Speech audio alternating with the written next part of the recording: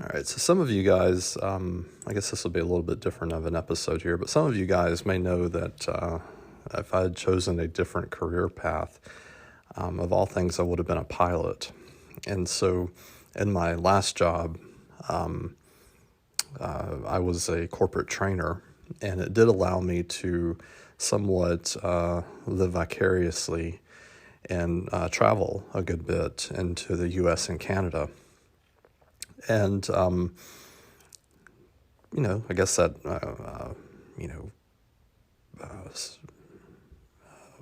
fulfilled that desire to travel and fly.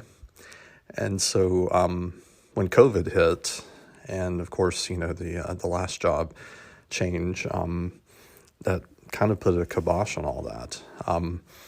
Mom and I, last March of 2020, we took a trip out to Vegas right before the pandemic hit. And that was for her birthday, and we were able to get that trip in. And we've been able to travel a little bit here and there, but now that, we've got both of the vaccine, injections there, was doing some searching on Google Flights, if you've ever used that service, and found a cheap fare on Delta. So I still maintain my status on Delta, being based here in Atlanta. And the cheapest fare was around $97 round trip from Atlanta to Denver and back. But as a frequent flyer, you want to typically buy, and Delta does this on purpose because they want to get more money out of you. They want you to buy the next fare up, which is their standard main cabin fare. And that one is the one that gets you a number of other value adds, with that fare, including upgrades. And so the upgrades worked out very well yesterday. So another feature of the, and not all the airlines work this way, but they have a option, and most of the legacy carriers have this. It's called a same-day confirmed change. Without status, this service is $75.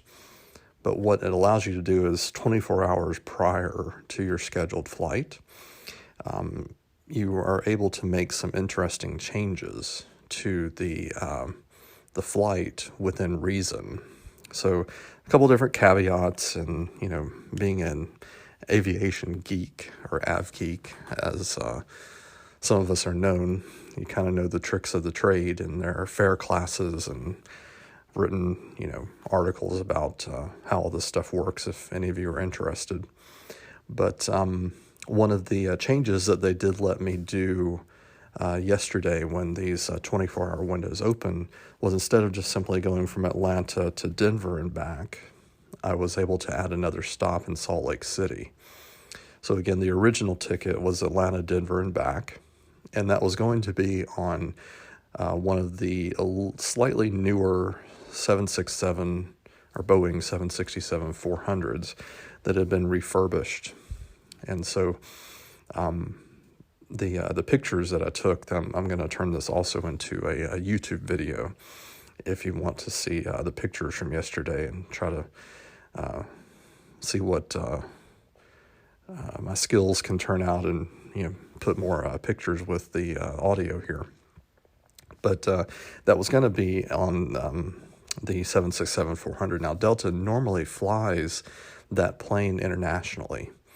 So these would be, 4,000-mile trips that are, 6, 7, 8-hour trips is what normally, Delta uses these on. But when COVID hit, and what we're seeing now, that the U.S. is leading the world magically and ironically, I think, in a lot of cases, that we are leading the world with vaccinations. I was talking to someone in Greece. He's younger than me, and he is not looking at getting his vaccine until the summer in July. That's how far ahead the U.S. is right now with this vaccination schedule. So what you're seeing right now is the U.S. travel market, or the domestic U.S. travel market, is exploding. People are tired of being at home. Americans don't like being locked down. America's huge. There's a lot of places to go and see. And you saw that yesterday. When I got to the Atlanta airport, it was busy. Thankfully, with my status, I was able to get into the priority travel security lane. I didn't buy the clear access. I'm actually working on renewing my global entry access right now. I waited until the last day, and I renewed one of my Delta Amex Platinum cards in order to renew my medallion status for next year.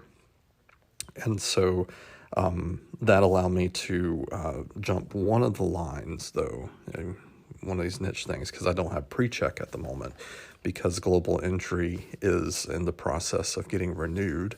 That could be actually a 6-month process because of what Customs and Border Protection is doing with what all they're up to right now. But it did allow me to actually get through security a little bit faster yesterday. And so, let's see. I know I'm jumping around a little bit, but wanted to get all this on the podcast and got the pictures in front of me to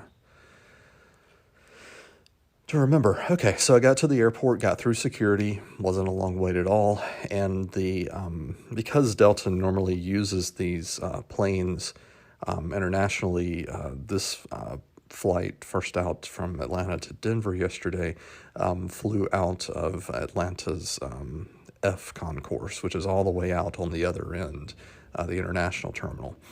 And if some of you are following any of the articles or anything, one of the features that I wanted to try out was I've got an account with Crypto.com. So if anybody's been following cryptocurrency this week, Dogecoin, I think I'm pronouncing that correctly, I did sell my stake a little bit early. It's always hindsight is 2020. I did look this morning, by the way. Bitcoin is down quite a bit. It's like day trading cryptocurrency right now, and it still feels like a lot of smoke and mirrors to me. But anyway, Crypto.com had a pretty appealing offer, and it is one of the sponsors of the podcast if you want to take a look at it. But they have one of the offers, if you do deposit the equivalent of $4,000 US and do what they call a stake of that for, I think it's 180 days, and basically just commit to keeping that money with them for a certain period of time. One of the perks they have is a lounge key access, and one of the lounges that is included with that is the off-brand club at ATL out on the F concourse. So that ended up being pretty convenient. I had to get out to the F concourse anyway to catch my flight, and so I went and used the card. So she went to swipe the card. Number one, the card is metal. So all of these cards are going heavier metal now. I guess that's maybe a millennial / status thing that, hey, look at this metal payment card that I've got in my wallet. Makes me appear to be, something else that I'm not to be. But the irony is a lot of these metal cards, they don't slide or swipe through the transaction. And so I handed it over to her, and she goes, this, with her, diva moment, which she was very nice, but she was also very, matter of fact, this card doesn't swipe through the machine. And she went to key it in, and she goes, this card isn't working. I said, So I go and actually look at Crypto.com's FAQ, and it was actually my fault. You have to register the card for that particular benefit. So shame on me. But it just took a few extra minutes. I just walked over to the side, filled out what I should have done, a couple of days ago before I traveled, and got the card registered with Lounge Key. She typed it in. And even though she goes, well, this typically takes several days. I said, well, if you don't mind. She goes, oh, well, it worked, and keep your mask on and all that. That lounge is actually pretty decent.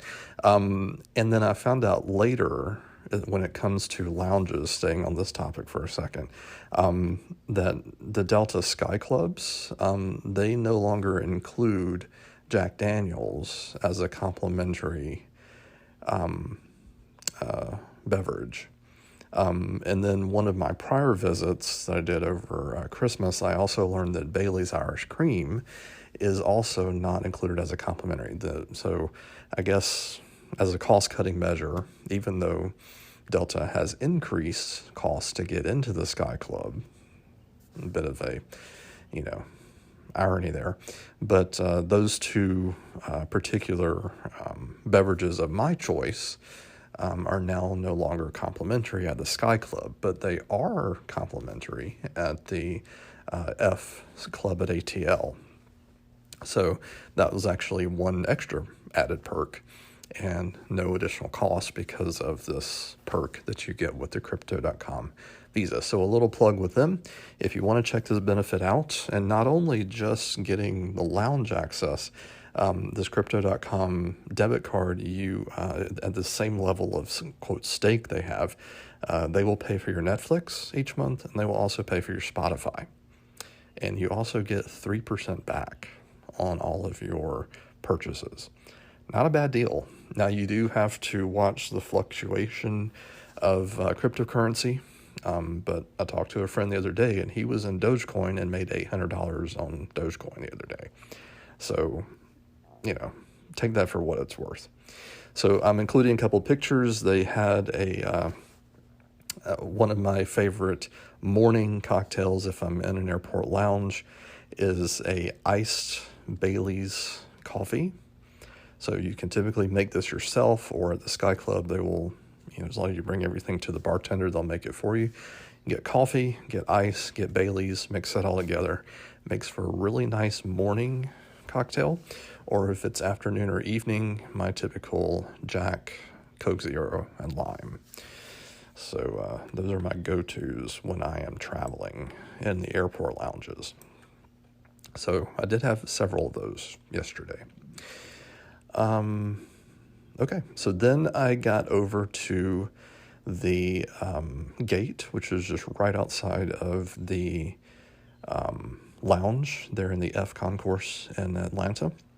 And my seat had already been upgraded at the 5-day window for the flight from Atlanta to Denver. That flight was wide open. I think we left out with, it ended up being at least 60, 70, 80 plus seats open on that flight. It was wide open. Even though the airport was packed, there were some flights like this one that were just wide open. And it was a big plane. That plane seats over 250 people. So, and got a little video I'll add to the YouTube video. It didn't take long to speed up and get off the runway. We were off in no time. Great flight, great service. The other change that happened this week with Delta, they're getting back to a small sense of normalcy, but they have the Bistro Boxes. They have not done full catering yet on these longer domestic routes, but you have a choice of 2 boxes up in first class. And so I chose one of those. It was okay. I'm not a fan of beef jerky, but they had a couple of other items. The smoked Gouda and crackers was decent. Yes, these items are cheap, but you got what you can get with the while you're on board. All right, so flight was nice. Entertainment en route. Delta does a pretty good job of being. It's not all, how do I say it? Not all mainstream entertainment. Delta does a really good job of being equal opportunity when it comes to entertainment. You can typically find documentaries about Georgia, about Atlanta on the plane. And yesterday, I happened to come across a documentary about a Mr. Herman J. Russell. I had not heard about him before that flight. And I would recommend checking out that documentary. And it solved, I think, one of the questions for me. So John Portman, who may be a little more well-known, was a developer and architect here in Metro Atlanta. There are some streets downtown named after him. And, the America's Mart, the Weston downtown, the Peachtree Plaza area, all that was John Portman's idea. And if you ever go into those buildings, one of his trademarks when he would go and design a building was circles and ovals and so forth. There is a documentary about John Portman out there. It's quite interesting. He's kind of about the guy that built Atlanta, but he was also international. He did a lot of work over in Asia, buildings over there. But the unknown story that I didn't really know about was this Mr. Herman Russell. And he was a black businessman that grew up during segregation here in Georgia, even with a speech impairment, and was able to truly be a successful businessman. So that was quite a documentary. I would recommend checking that out. While we're on the topic of documentaries, there was also a documentary about the Chinese Exclusion the Chinese Exclusion Act. That was, I didn't fully know about that as well. Again, being equal opportunity and the documentaries that they're leading, all this Asian hate that has been going on, over this, stupid BS that they're trying to call it a China virus or whatever. What Delta is doing for this, racial equality, for also this Asian hate is adding these documentaries. So, hey,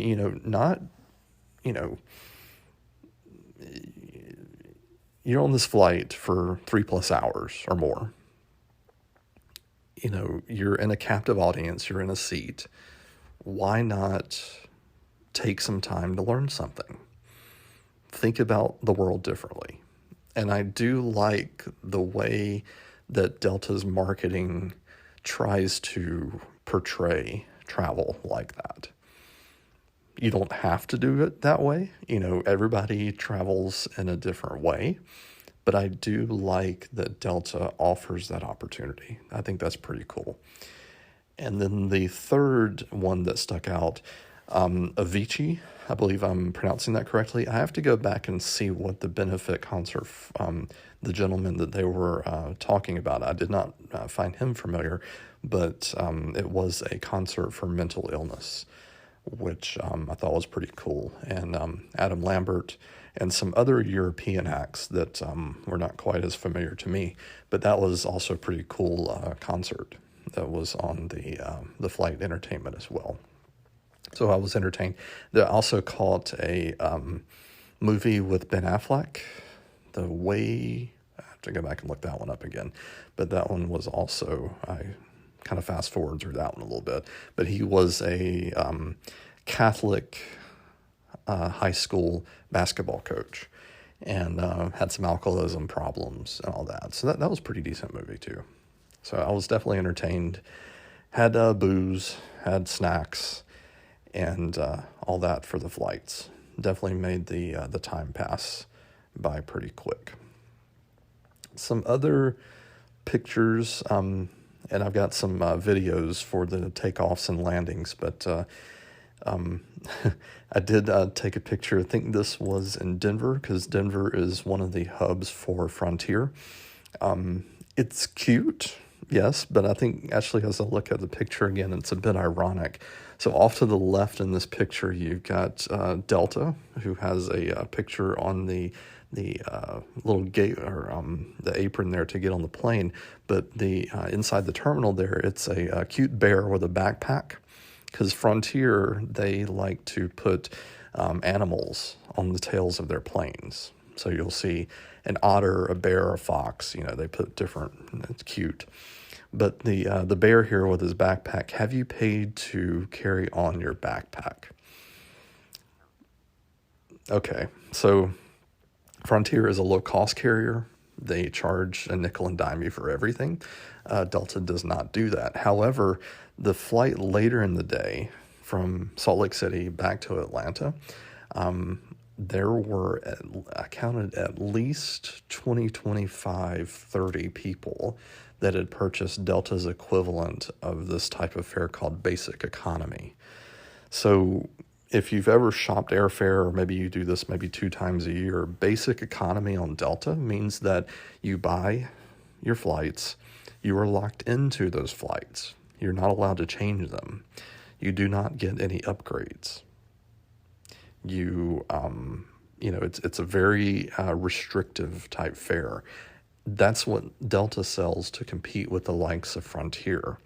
But this nonsense of having to pay extra to carry on a backpack, which a lot of people don't like, but yet Frontier is still in business and Spirit Airlines is still in business. So they're still collecting this money. You ultimately are the consumer and you make that decision. That's just not how I choose to travel. Me being the bougie, middle-aged av geek. So, take it for what it's worth. Yes, it is a cute advertisement, but no, I did not pay for my backpack to travel yesterday. Also, I did not pay for any of the cocktails or snacks. That was all included with my ticket.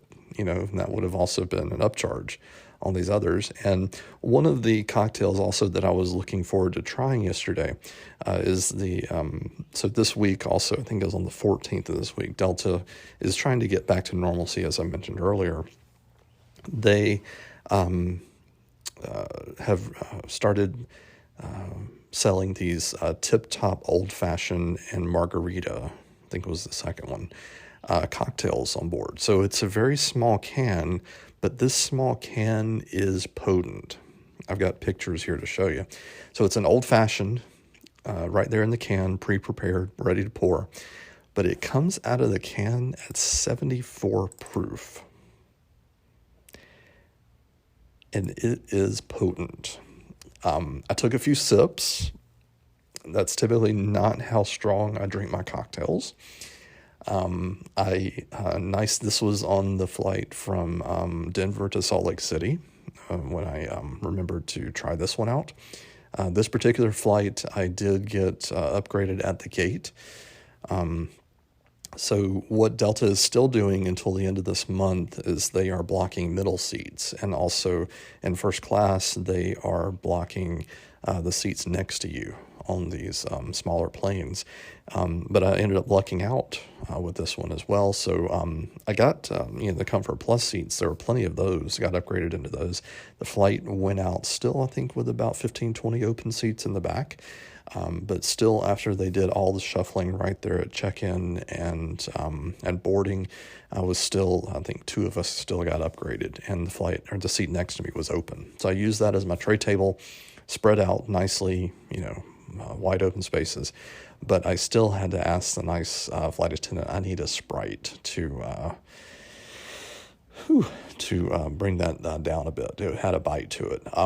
Apparently, I'm not the only one. I have a friend, John, who is also a flight attendant with Delta. He says he keeps telling people who ordered this that it is potent, and no one listens to him. I could not drink many of those. It was good, but I could not drink it straight up, or that would take me quite a while to down one of those. But it was something that I wanted to try. Now that Delta had released the new cocktail selections this week. So, again, that was the trip from Denver to Salt Lake City. It was a smaller 737. Flight was just fine. Got to Salt Lake City, and I wanted to check out 2 or 3 things at Salt Lake City. And they have a new terminal there. The terminal is absolutely beautiful and a total upgrade from the old terminal that they had. And I see why, I remember the last couple of trips that I was connecting through Salt Lake City. I was walking through, I was like, man, this terminal is getting old. I see why they were not upgrading it, because they have blown it out of the park with this new terminal. And they did a really good job. I've got a couple of pictures in here. There is a nice open area where they have a couple of restaurants and open seating for those restaurants.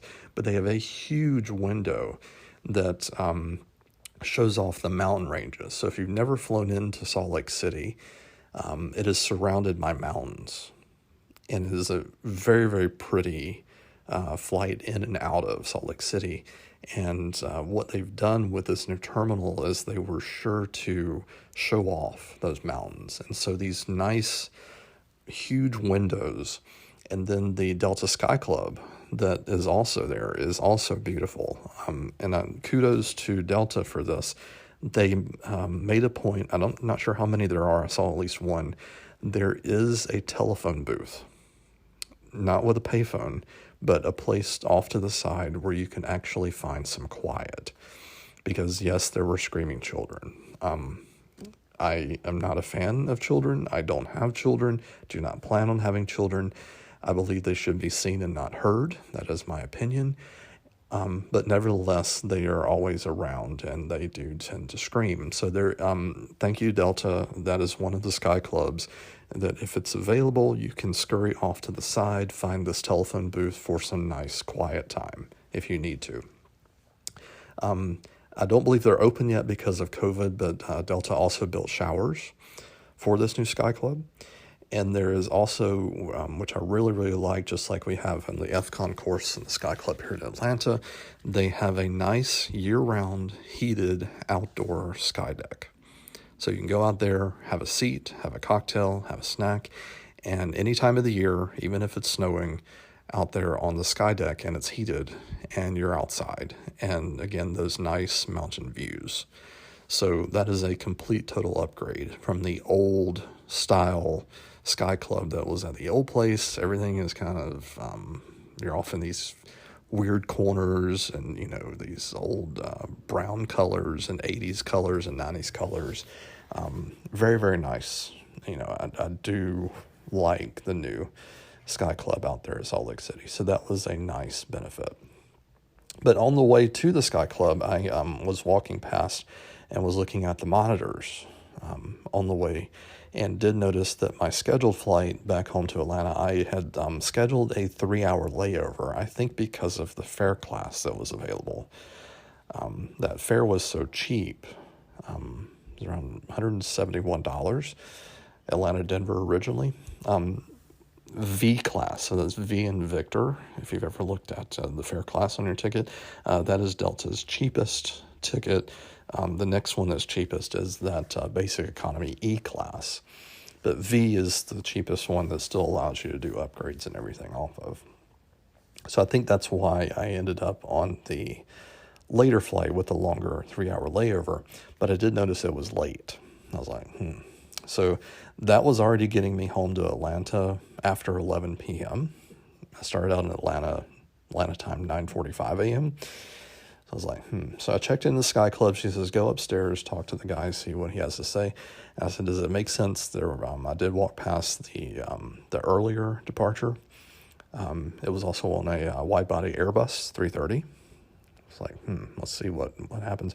And he says, yeah, I can confirm you. I can't upgrade you right now, but I can go in and confirm you on that flight. You'll be eligible for upgrades. And I said, okay, we'll try it out. And so he put me on that earlier flight. I went back into the app. Status had me first on the upgrade list. And, checked closer to the time and scored the third upgrade. So had a nice seat. The seats on the Airbus are a little bit different from the 767. They're angled. They're still lie flat. I'm a big guy. I have been able to get the seat flat and lay flat, but it was a day flight, so I didn't really nap or sleep or anything. But it's a snug fit for me, even as a big guy. But it's still nice to be able to recline, put your feet up, and enjoy the flight. So it was still nice, to be able to, do the whole trip, upgraded cocktails and great service. So a couple of things that I've said about Delta the whole time that I've been, had status with them, they are able to do things for me that other airlines cannot. Southwest yesterday, they would I would have been in a boarding queue in some B position, no status, no upgrades, no free drinks, no Sky Club, no opportunity to change flights. So love you, Southwest, but these are the differences. If anybody is always looking at, airline versus airline, and why, you choose one airline over the other.